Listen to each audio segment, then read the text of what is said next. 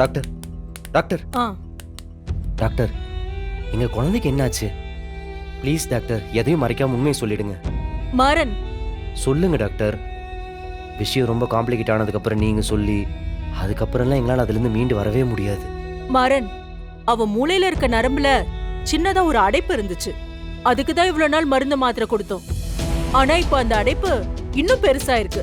Blood circulate ஆகிறதுக்கு ரொம்ப struggle ஆகுது. இனி மருந்து மாத்திரையால பாப்பாவை காப்பாத்துறது ரொம்ப கஷ்டம். என்ன சொல்றீங்க டாக்டர்? ஆமா, அதிகபட்சம் இன்னும் 1 மாசம் தான். அதுக்குள்ள சர்ஜரி பண்ணி ஆகணும். அத பண்ணலனா கனியோட உயிருக்கே ஆபத்து. மாறன், என்ன இது? டாக்டர், அவ சின்ன புள்ள, அவளுக்கு இவ்ளோ பெரிய சர்ஜரி எல்லாம். இங்க பாருங்க மாறன், எனக்கு உங்க குடும்பத்தை ரொம்ப வருஷமாவே தெரியும். அந்த அன்புல தான் சொல்றேன். நோய்க்கு சின்னவங்க பெரியவங்கன்ற வித்தியாசம்லாம் இல்ல. நம்ம அவளை காப்பாத்தணும்னா ஆபரேஷன் மட்டும்தான் ஒரே வழி. அதுக்கு நம்ம அவ பாடிய ப்ரிப்பேர் பண்ணணும். அதுக்கு நீங்க டெய்லி ஒரு இன்ஜெக்ஷன் போடணும்.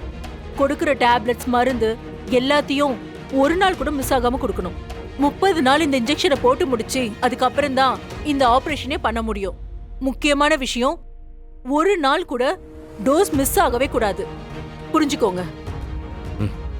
சரிங்க டாக்டர். அப்படி இன்னொரு விஷயம் சொல்லுங்க. இது இவ்வளோ காம்ப்ளிகேட்டடா இருக்குதுன்னு இப்போதைக்கு வீரா கிட்ட சொல்ல வேண்டாம். அவ உடம்பால அந்த குழந்தைய பெத்துக்கலையே தவிர கனியோட அம்மாவா இந்த விஷயம் தெரிஞ்சதுன்னா அவ உடஞ்சு போயிடுவான்.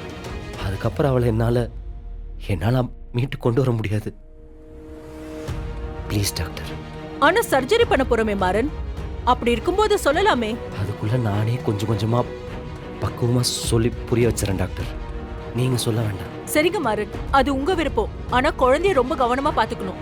அது ரொம்ப ரொம்ப முக்கியம். ரொம்ப நன்றி டாக்டர். பரவாயில்ல மாறன்.